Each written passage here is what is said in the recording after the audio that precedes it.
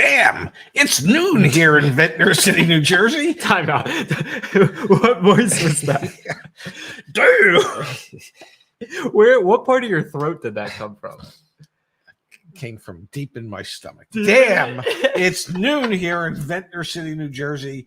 And this is news that you can use from CarEdge for, well, Tuesday, June 20th, the day before the summer solstice, which means that tomorrow, as many people say, it's the longest day of the year. It, however, is not. It's still just 24 hours. It's just filled with more daylight than any other day. Consumers have stopped paying their car loans. Really? They're Which abandoning ones? Anybody I know? their auto.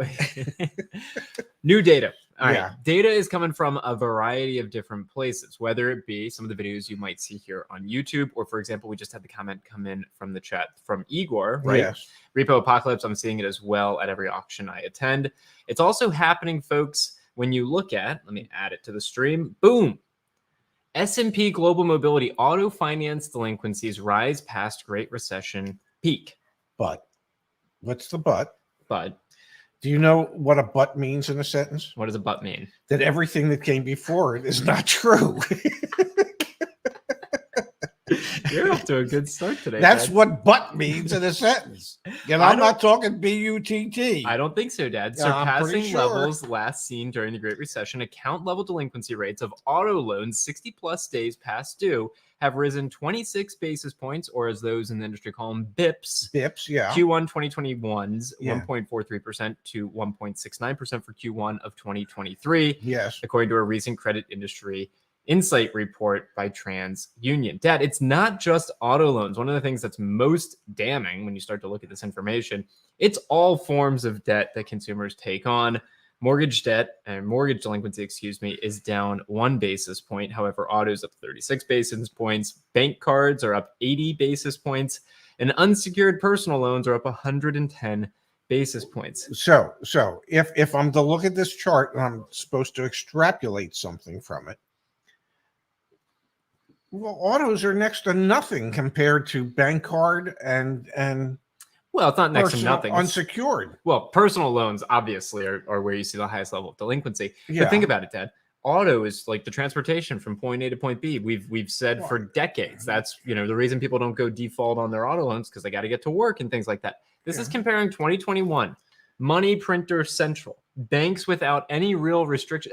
They were financing up to 150, 160%, which we're going to take a moment to explain what the heck that actually means. Yes. And then today, Yes. we have now surpassed Great Recession levels of auto loan delinquency. And you and I have been covering this, as have others, so it's not just us. Many people have been covering this a long time coming. Auto loan delinquency rates are higher than they've been historically in the entire Cox Automotive data set, and that goes back 25 years. So there is a true credit crisis and a credit crunch going on. And the other thing that's factoring into this, Dad, is you're not then, you're getting this delinquency of loans that you've done in the years past. There's not more new loans coming on the books at a high enough rate. We've seen the availability of credit go down significantly over the past couple of months as banks have been more, Judicious. Judicious. That's the right word. Judicious in how they approve loans. Yeah, which is, well, realistically, What they should have been doing. Okay, bingo. There was no but in that. Can you explain though the 150, 160% like Okay, so auto loans? Yeah. let's say a vehicle is worth $10,000, and let's say in the olden days, on a used car, a bank, if you had really good credit, they might finance 120% of the value of the vehicle, including fees. So in that case, that $10,000 car, the bank would consider financing $12,000 on it if you had really good credit. Things got a little out of whack during the pandemic, and banks were doing 150, 160% loan to value, which means that they were willing on that $10,000 car, if you had good credit, to finance $15,000 or $16,000. Well, what that really means is that $5,000 to $6,000 of that loan was really unsecured. There wasn't anything that was worth that $5,000 or $6,000 to protect the bank's interest. Yep. That when the banks were doing that, that is what allowed dealers to charge more for their pre-owned inventory than they had in the past. It took the banks working with them and approving those loans for the dealers to be able to get the prices that they were asking for and that the customers were willing to pay. Now, one of the interesting things that we're seeing, Dad, delinquencies, defaults, repossessions, they all mean different things. I went with the thumbnail image today, repos soaring. And we are seeing, I mean, I'll pull up Igor's comment here. And I watch, as you all know, we're very, very good friends with Brandon from Car Questions Answered. He's at the auction. Yeah, I've never heard of the guy. Yeah. He's at the auction. He's showing all this proof of more and more repo vehicles. You've got Igor here saying banks that used to bring 5 to 10 cars to auction that were recovered from being repoed are now bringing double the amount of cars, like 15 to 25. It's not just subprime banks that got repos, but prime banks. When I went to the auction with Brandon, a couple, I guess it was like a month or so ago, there were tons of repoed vehicles sitting there. The thing that I find interesting, Dad, is that delinquencies precede in the sequencing of events a repossession.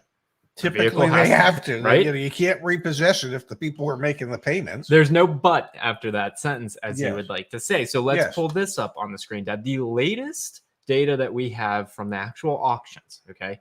This comes from, when was it? May 26th. So we're due for another update soon.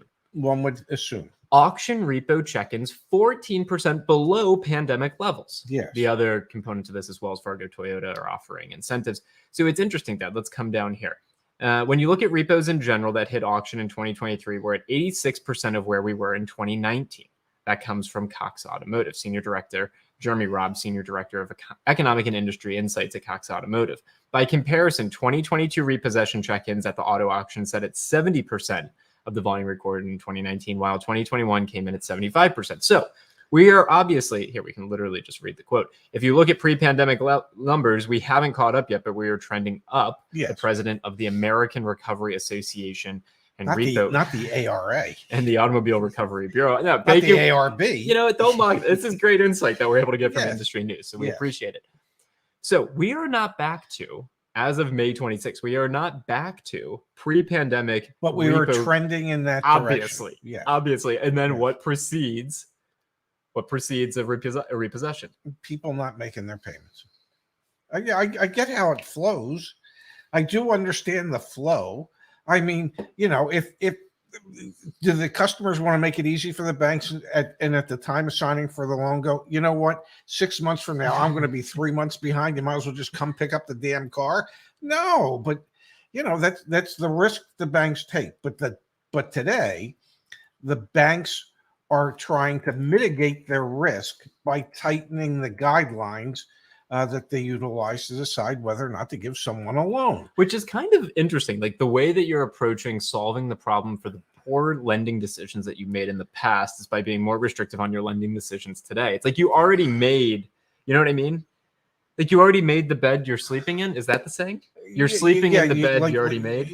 Something, or maybe you closed the barn door after the dog got out. No, the horse got out. The cat, whatever. Whatever. All right, so here's another factor to all this. I'm going to pull this up on the screen. Let me share this tab. So as you all know, we have back at CarEdge.com, CarEdge.com/sell. We have a partnership with a company called CarWise where they help people sell their cars, gets you all the offers in one place. They are actually at the Wynn in Las Vegas, Nevada. There is a some type of automobile convention going on, and they're one of the participants there. There you go. The reason I bring them up is not to pitch the service. The reason I bring them up is because you can do some pretty interesting analysis, folks, of what's going on in terms of used car values. Yesterday, we talked about wholesale used car values and how they're down nearly 10% year over year. This comes from one of our community members. Used offers are wild. This is today's lookup on your website. I sold my Buick to CarMax on Saturday. I got this email yesterday, folks. I sold my Buick to CarMax on Saturday for $31,600 after two dealerships wouldn't go above $28,000 on the trade-in. What do you think when I scroll down, when this community member plugged their vehicle back in after they sold it just to test it out? What do you think was the offer that they got? 26 grand. Do you cheat?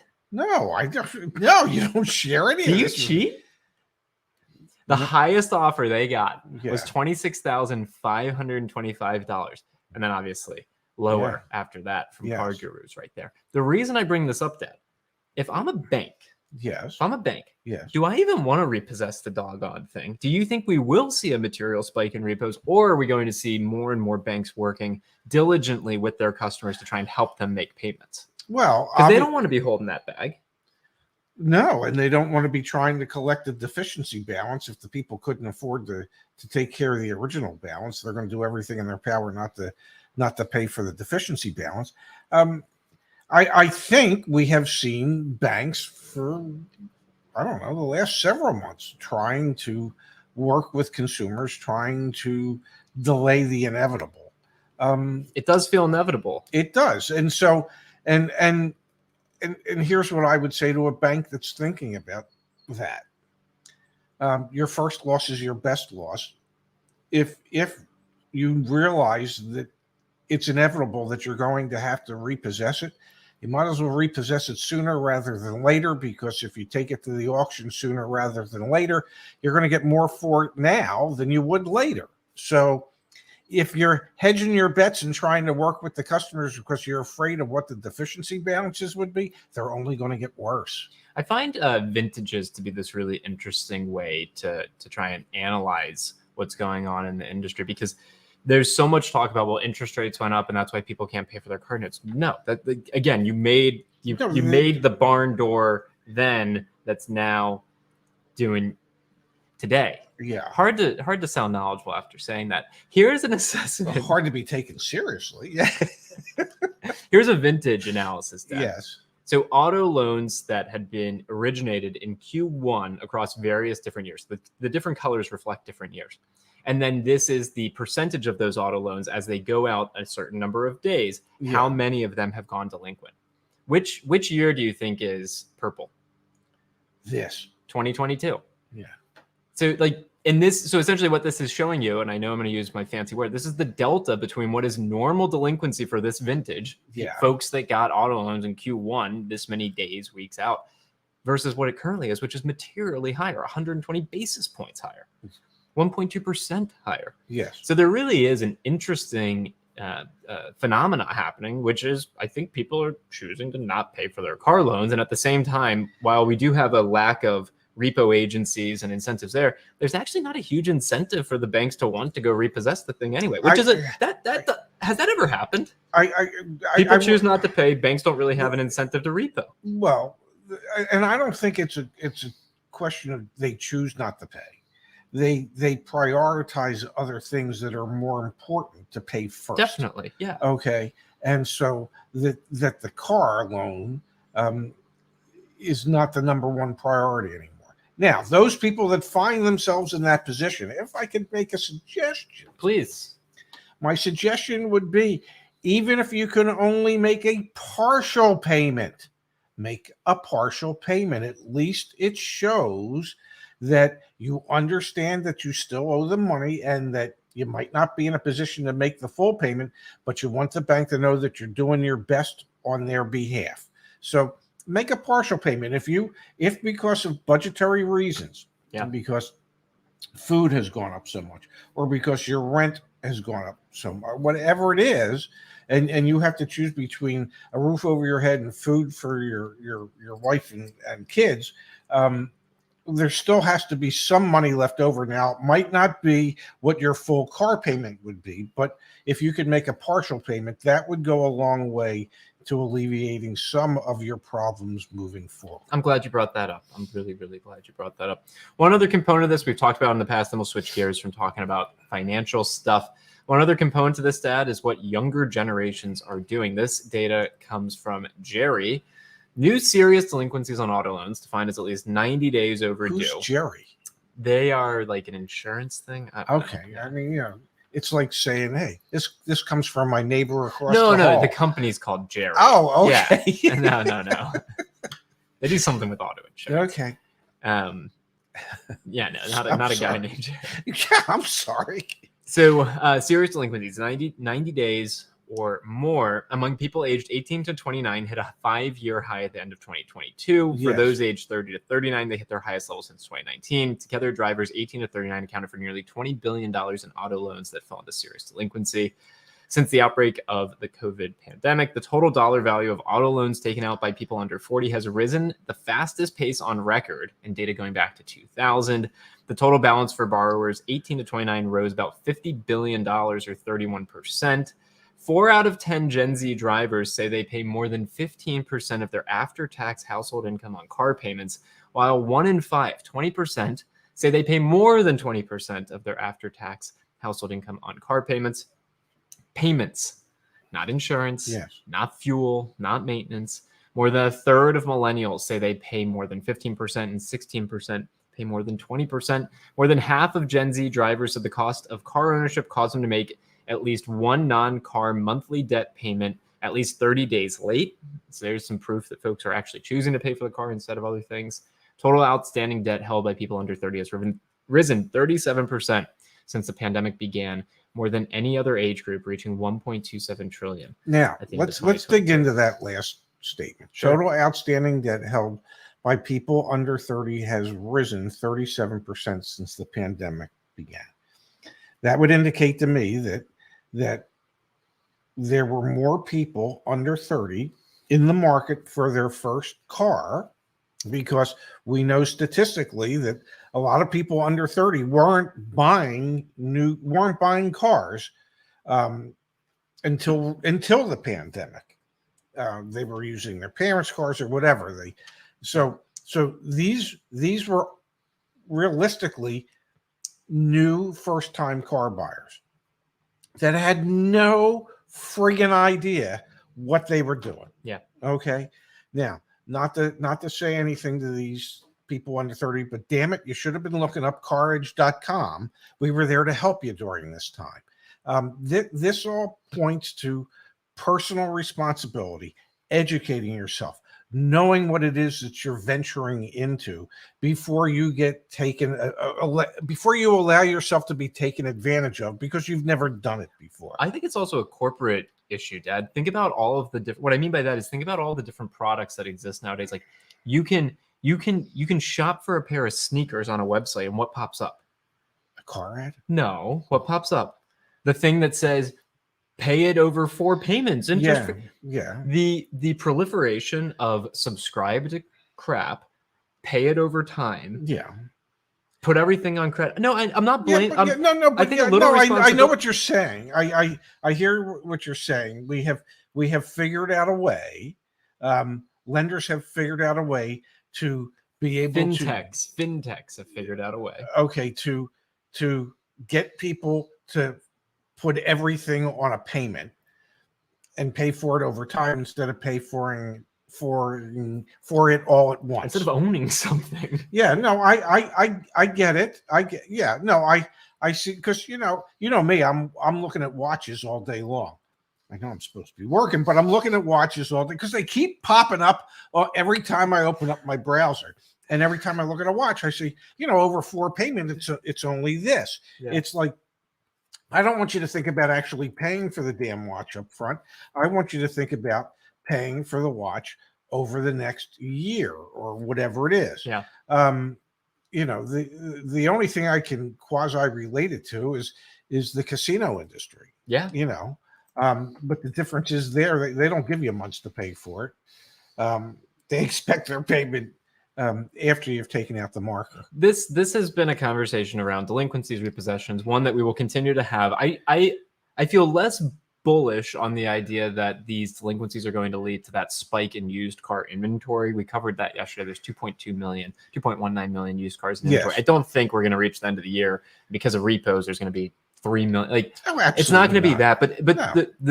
The big story here is there's an entire generation and there's an entire growing group of people whose credit is going to be materially hampered because of their financial decisions that they made last year, 2 years ago. That was allowed to happen because banks had very lenient lending guidelines. Yes. And there was a comment in the chat that came through from Leon, Dad, that I think is spot on. There's a lag between banks doing dumb stuff and regulators ordering them to stop.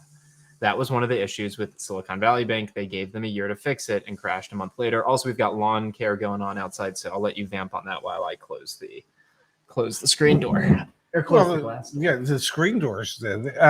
Well, it always goes back to the banks not utilizing good criteria for approving a loan.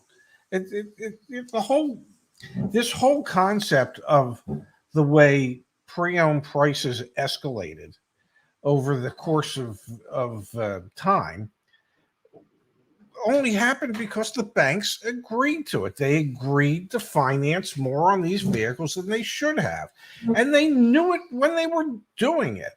Because you know what it did at that time? Made their numbers look really good. You know what it's doing now?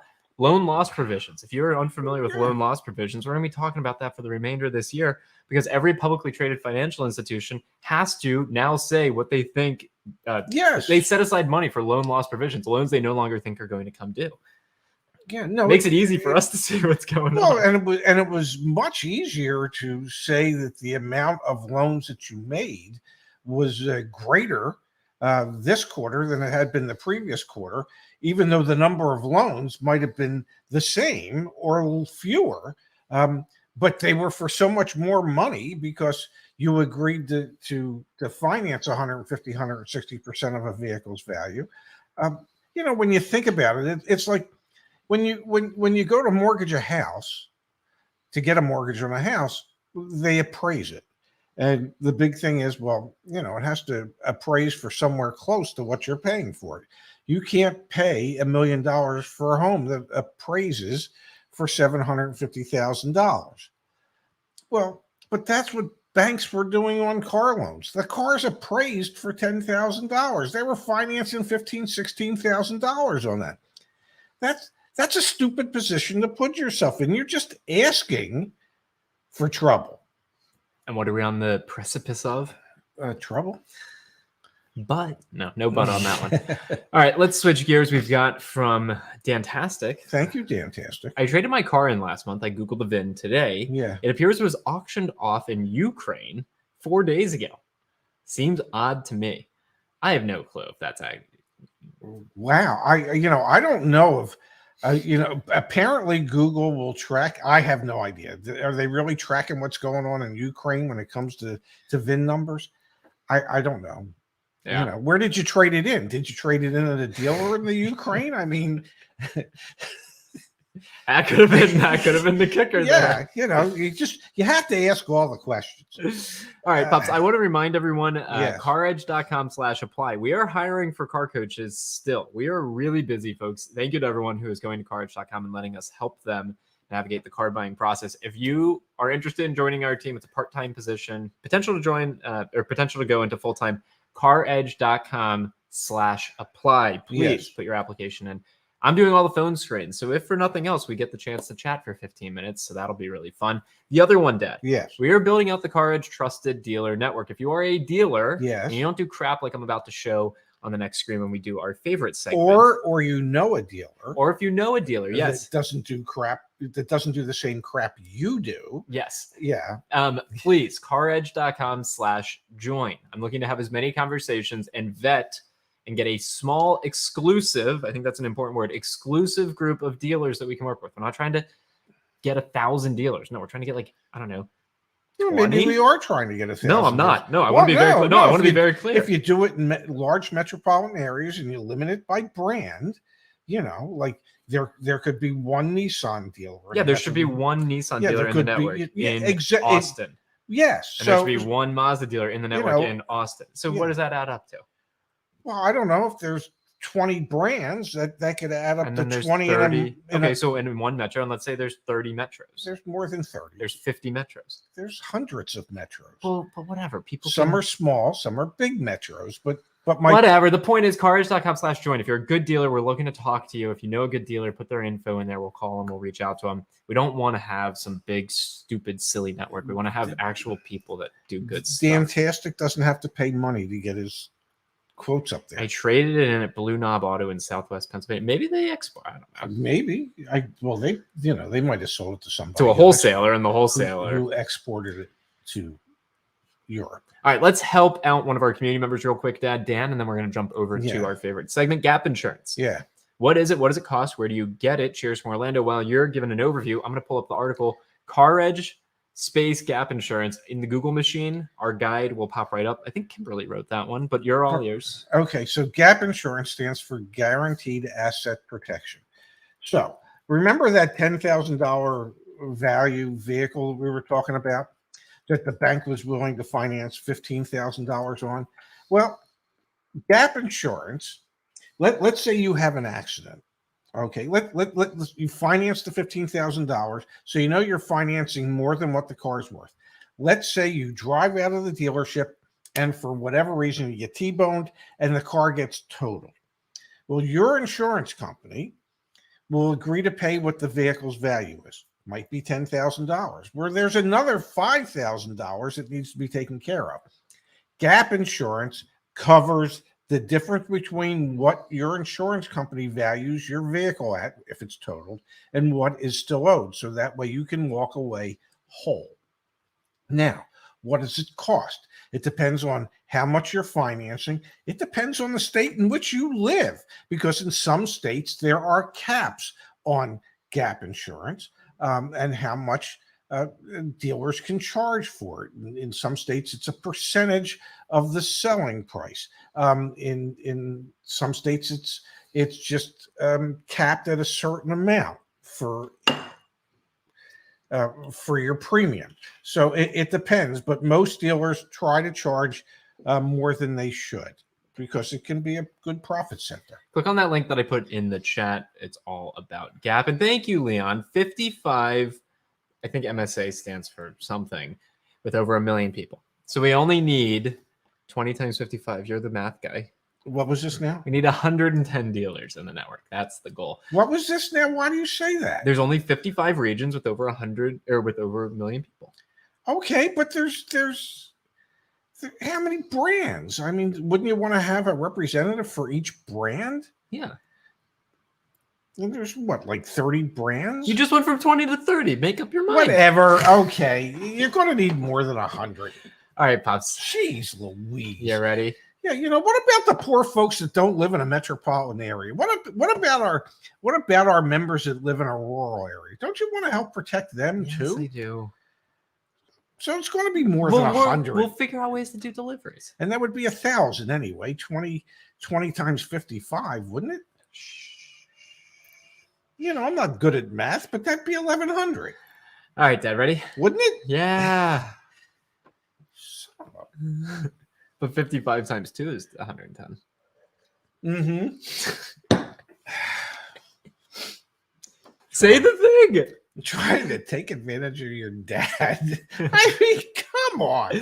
I might be old, okay, and my brain doesn't work quite as fast as it used to. You look good today, though. I'm feeling good. I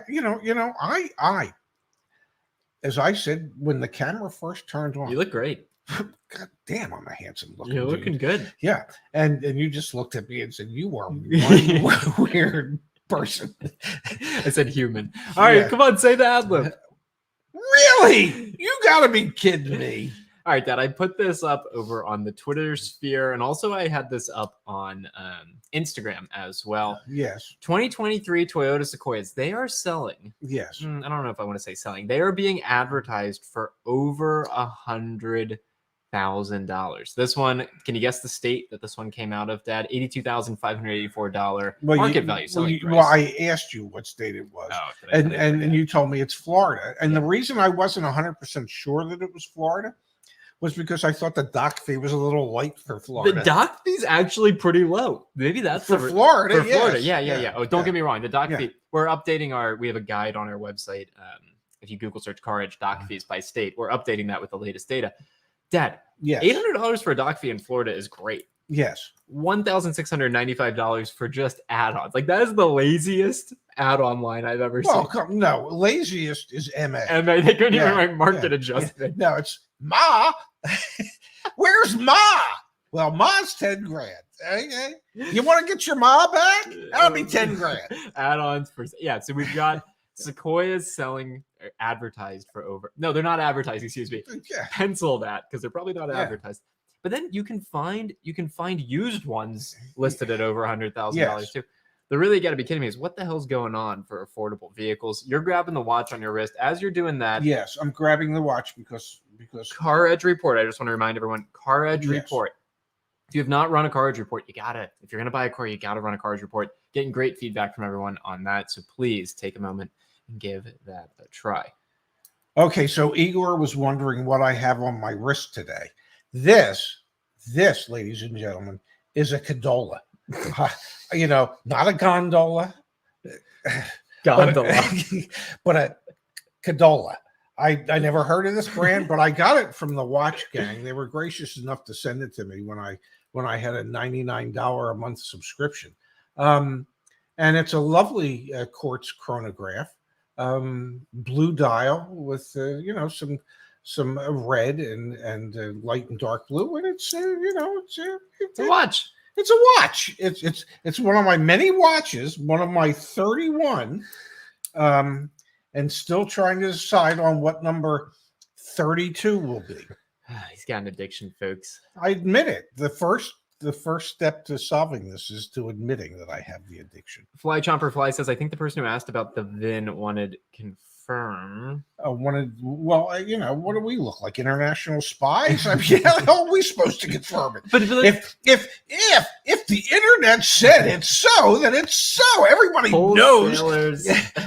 Everyone knows that whatever's on the internet is so. I mean, you're getting animated today. Wholesalers frequently can sell cars to various places. So it probably just got wholesale. The dealer obviously didn't try and sell it on their lot. I think that's the simplest explanation. Or maybe the dealer sold it to somebody that shipped it overseas. That happens. We don't have access to VIN info that would tell me what's going on in the Ukraine. No, unfortunately, I don't have access to that. I wish we did, but if we find a way to get access to it, we'll share it. It's tough enough to have access to what goes on in this country. Yeah, it's very difficult. Yeah.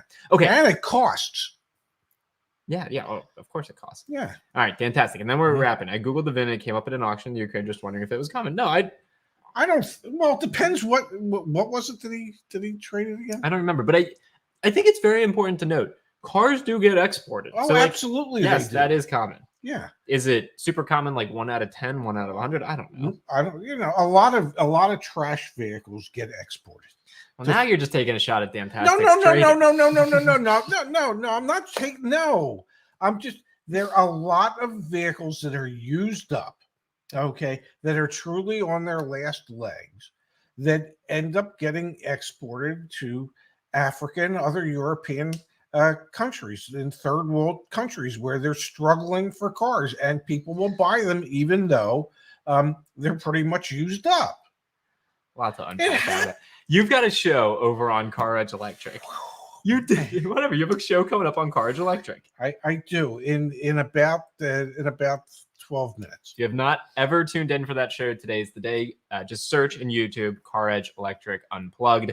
Pop some justice going on in about 10 minutes. And again, if we can help you, CarEdge.com. Thank you everyone for being here today. We greatly appreciate it. And we will be back tomorrow. I do believe at midnight in Manila time, which would translate into noon here on the East Coast, 9 a.m. on the West Coast, 8 a.m. in Anchorage, 6 a.m. in Honolulu. Be there or be square, and maybe my son will treat me nicer tomorrow. I treated you nicely today. Jeez. It's like a damn punching bag. Hey. Yeah. All right. Should we make up on camera? Oh, I love you. Thank you for. I'm doing dance classes with Laura. We were dancing before the show. Who, Laura and you? No, you. Oh, and me. that's right. You were trying to show me this bachata. What is it? Bachata. Very cool. Yeah. Highly recommend it. Yes. All right. Should I press the button? End broadcast. See you all back here tomorrow, folks. Thank you for being here.